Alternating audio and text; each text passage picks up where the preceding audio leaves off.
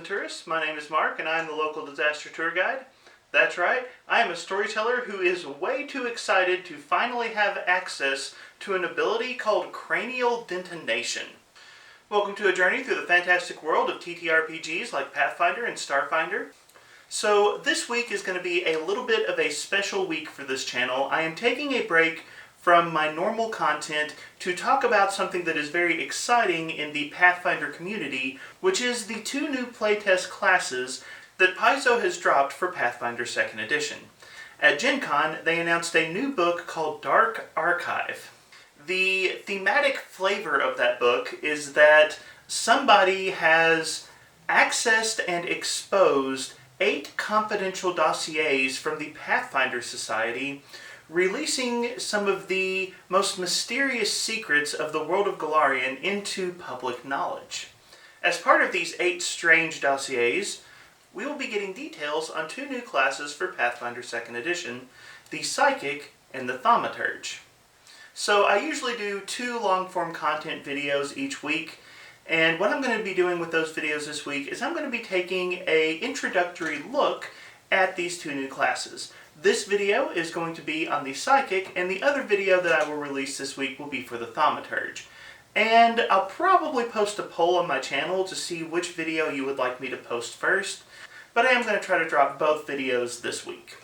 Now, before we dive into the class itself, there are a couple of things I want to note. First off, this is a public playtest from Paizo. Anyone and everyone who is interested in this information, you can go to Paizo's website, you can download these classes, and you can playtest these classes right now in your home games.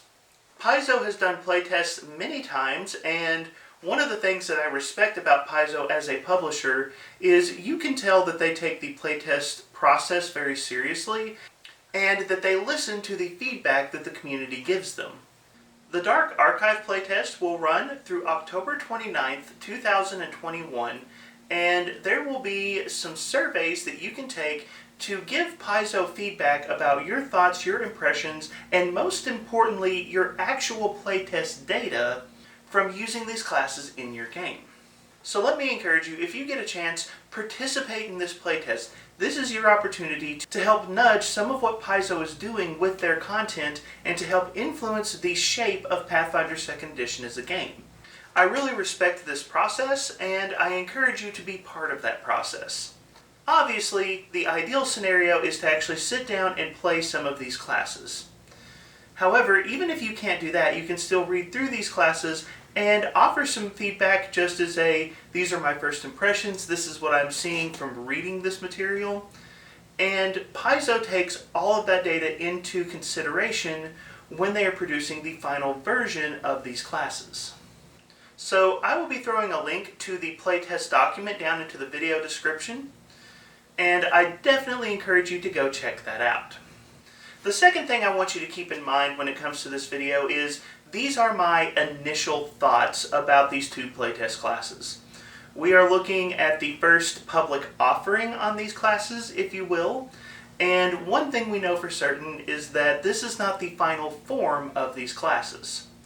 These classes were dropped on Monday, and I am recording these videos on Tuesday, so as of right now, I've had less than 24 hours to actually absorb everything about these 2 classes. As a result, please take everything I say in this video with a little bit of a grain of salt. It may be that something looks good to me right now, but when I actually play it at my table, it doesn't pan out very well. Or conversely, there may be something where I think, man, that's not very effective or that's not very good, but then when I see it in play, I might realize, oh wait, this is actually well designed. These are my tentative early thoughts about these 2 playtest classes, and I do hope after the playtest is over to come back and talk a little bit more about how these classes played at my table. But I will say this, there is one important metric that Paizo is clearly succeeding on when it comes to both of these classes. And that is the, does Mark's wife like these classes? Paizo has done several playtests for Pathfinder 2e, and up until this point, my wife has responded with, that's cool. Whether you're talking about the Magus and the Summoner or the Gunslinger and the Inventor, My wife was interested in the options, but she wasn't excited about the options. But when it comes to the Psychic and the Thaumaturge, my wife wants to roll up both of them. So I'll say this for you, Paizo, you've caught my wife's attention with this particular playtest. So with all of that in mind, let's dive into the weird mind space of the Psychic. Okay, so the first question we need to ask is, what is the Psychic? What kind of play style is the Psychic going to give us? Well, first off, the Psychic is an uncommon class, and it is a spontaneous occult tradition spellcaster. So this tells us a couple of things right off the bat. Much like the Gunslinger and the Inventor, Paizo has deliberately stuck the word uncommon on this class as a way of saying, Game Masters, consider the impact of the story that this class might have.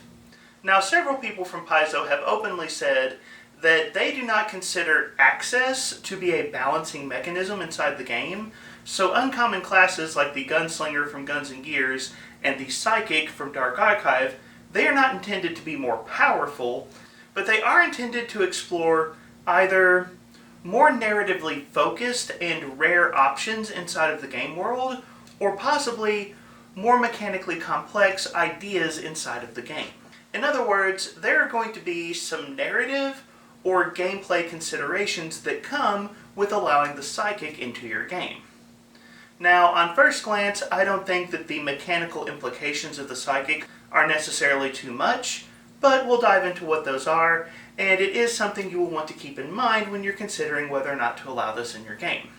As for the phrase spontaneous occult caster, that tells us that the Psychic is going to occupy a space that is similar to the Bard inside of Pathfinder 2e. And I will tell you that this idea will be coming back up towards the end of the video. I'm not going to dive too deep into that right here, but it's important to note that the Psychic, at their core, is going to use the same tradition of spells that the Bard does. They're going to access spells in a manner very similar to Bards. They use spell repertoire rules much like Bards do. I can see a lot of people, when they're considering the Psychic, they're going to be lining it up against the Bard and asking, how do these two classes compare? And I do think that is a reasonable comparison to make when you are evaluating whether or not you want to use the Psychic.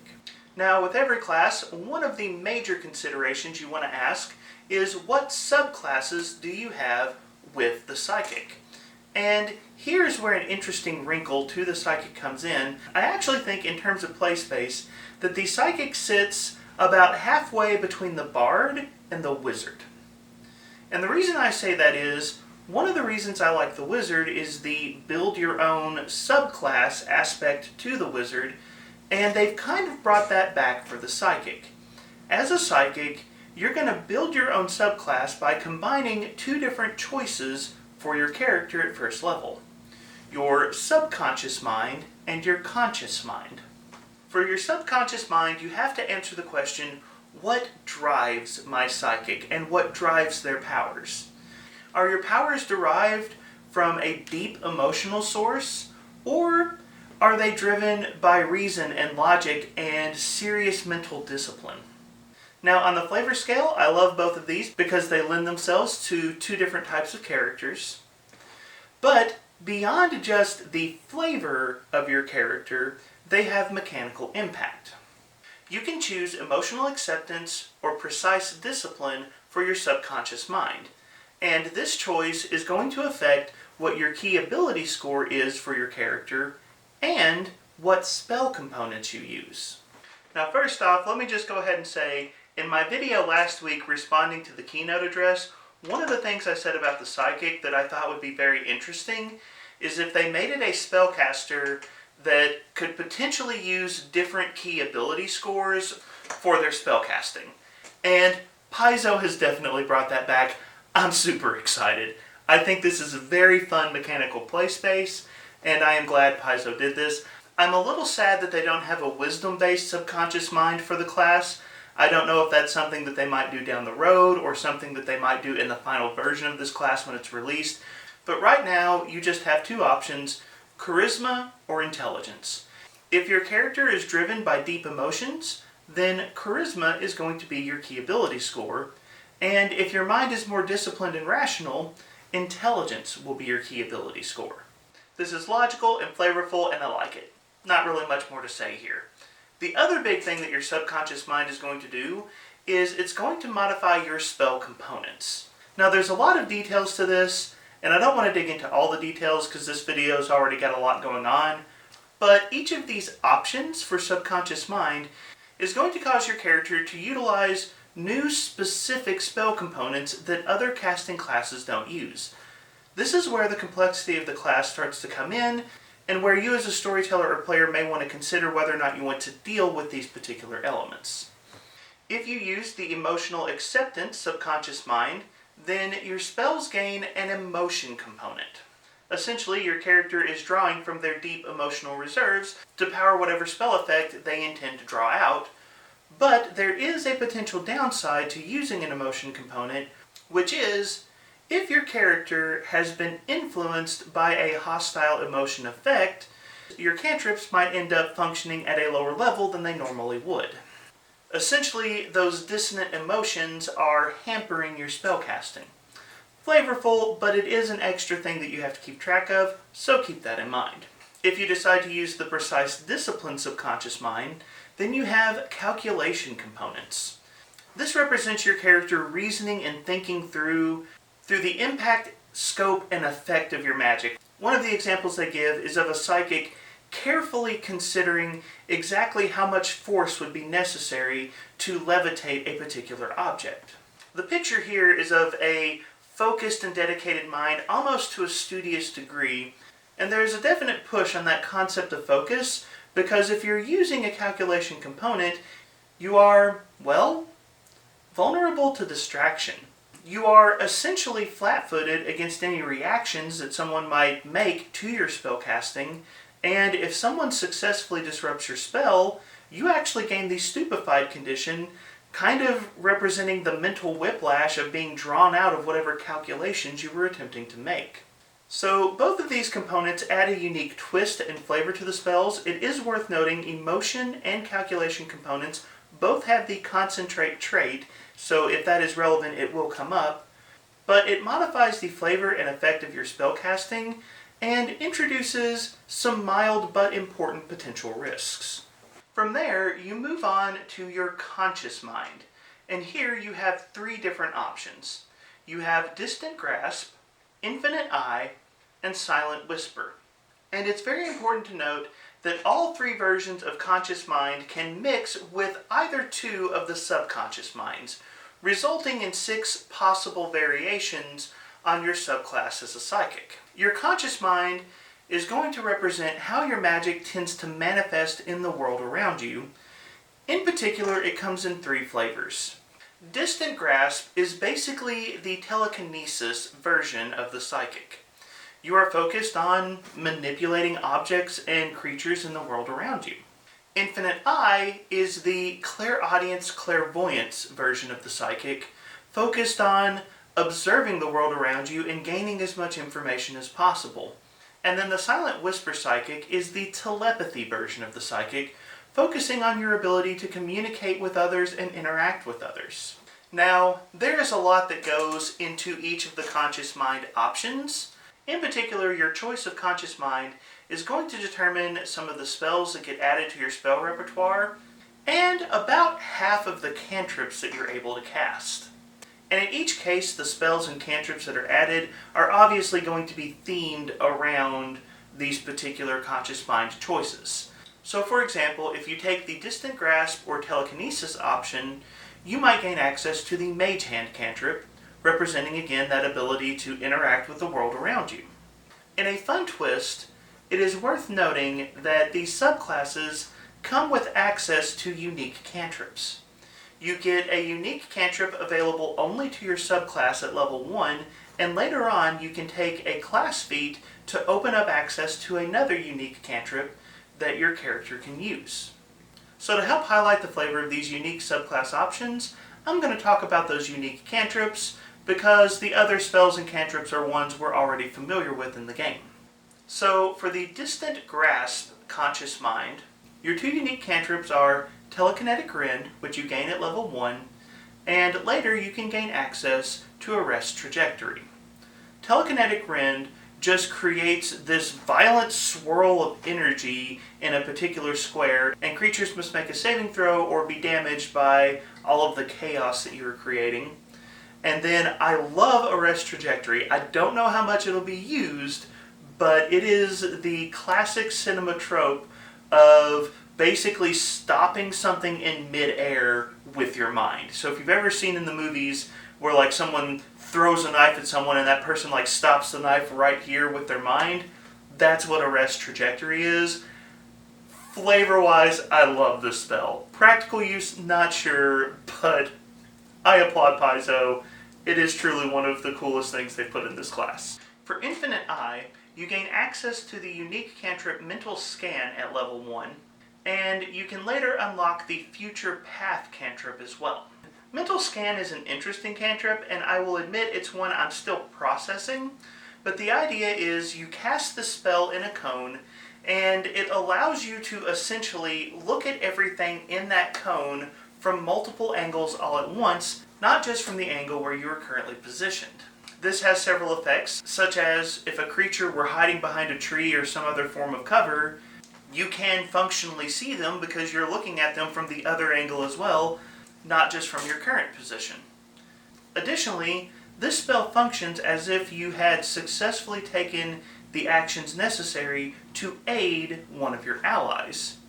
So I think it's kind of intended to be a spell that helps you help your team target your enemies. At least I think that's the function. And I'm just going to predict right now that Team Player Gaming is going to do an episode on this cantrip, because this sounds like something that's right up their alley. As for Future Path, this is a cantrip that basically allows you to take a stride action without provoking reactions, and if you have access to other forms of movement, such as flight, you can also do those things without provoking reactions as well.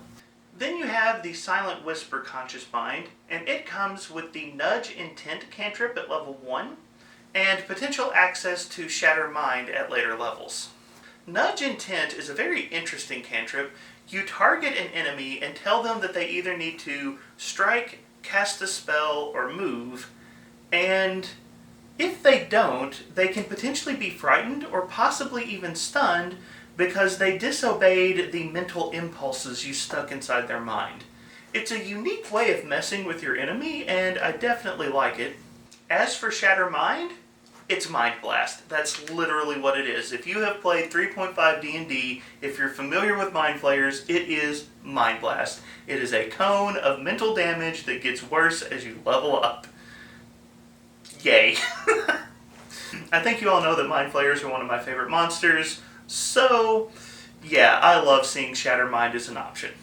But that's just a quick glimpse at the flavor of the different subclass options for the Psychic, and as I said, you can take either of the two subconscious mind choices and mix them with any of the three conscious mind choices to come up with a unique build-your-own style of Psychic that you want to play.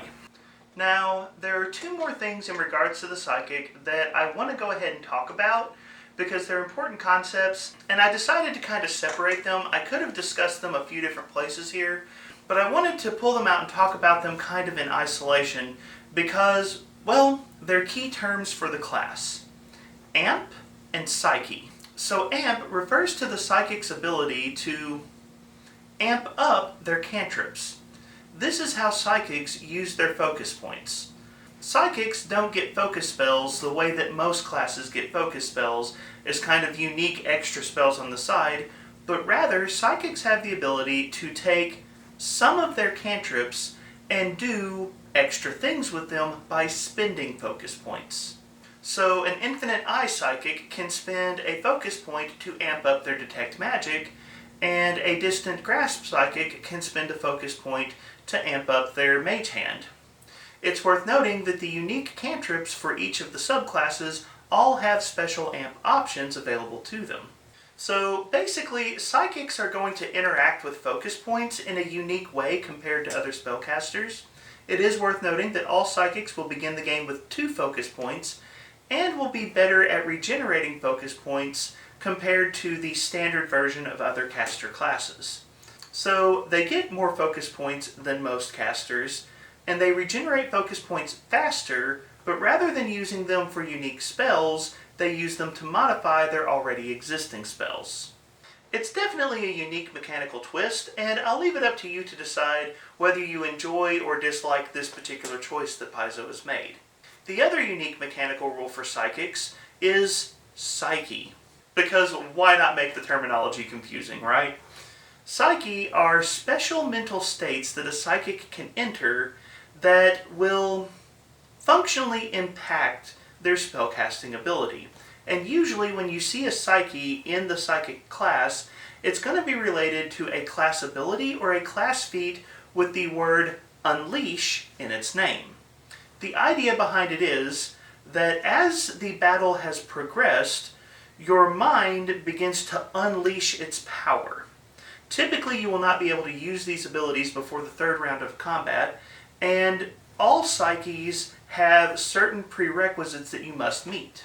So, for example, if you want to use the defensive Unleash power, you must cast 2 different defensive spells on different turns before being able to enter this particular mental state. Offensive Psyches might require you to use different offensive spells in 2 different turns.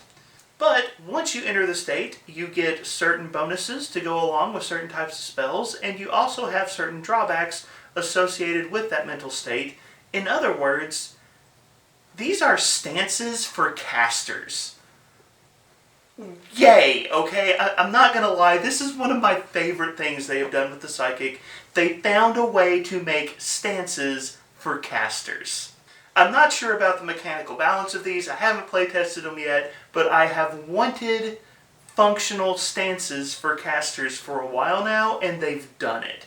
And I am so excited to see this. The idea is, as you are casting spells, your mental state begins to focus so heavily on the type of magic that you're using that you get better at that type of magic at the expense of other types. It's so flavorful, it's so good. They've made confirmation bias into a mechanical thing in Pathfinder 2e, and I apologize if I'm being over the top right now. I love the flavor of this. Bravo, Paizo. Bravo. But that brings us to the end of the major mechanical concepts and ideas behind the Psychic. So really quick, I'm going to give my initial thoughts about the class. On the bad side of things, and really I could say this about both classes in the playtest, I'm worried that the classes might be a little weak. For the Psychics in particular, they have fewer spells than a Bard of the same level. And I worry that that might hamper the class a little bit too much. Having empowered cantrips is nice, but I don't know if it offsets the loss of higher level spells that the Psychic might be able to use. The other thing that I worry about is, well, are these mechanical options balanced with one another? Thematically, the options that Paizo has given us are really good, but when I look at the mechanics of, say, precise discipline versus emotional acceptance, I feel like emotional acceptance is at a disadvantage. I feel like the penalty for their unique components is worse, and I don't know if they're going to get the same mileage that the precise discipline Psychic might get. Also, at least for right now, the Infinite Eye Psychic feels weaker than the other Conscious Mind options. Again, no playtest data, but I just don't know if they're going to bring the same punch to the table that the other 2 classes might. But on the good side of the class, let me say, flavor wins all over the place. From the build your own subclasses, to what the different variations of those subclasses mean from a storytelling perspective, to the I could go on a rant about spellcasting stances again. The flavor of this class is absolutely amazing, and I can't wait to dive in. While I feel like this class may need some mechanical polish, I think the flavor is extremely well done, and I can't wait to see it in play. But let me turn the conversation over to you. What do you think about the Psychic? Do you agree with my analysis? What portions of the class stand out to you? And what portions of the class feel weak to you? Leave your thoughts in the comments down below. If you enjoyed the video, like it and share it. Subscribe to the channel for more conversations.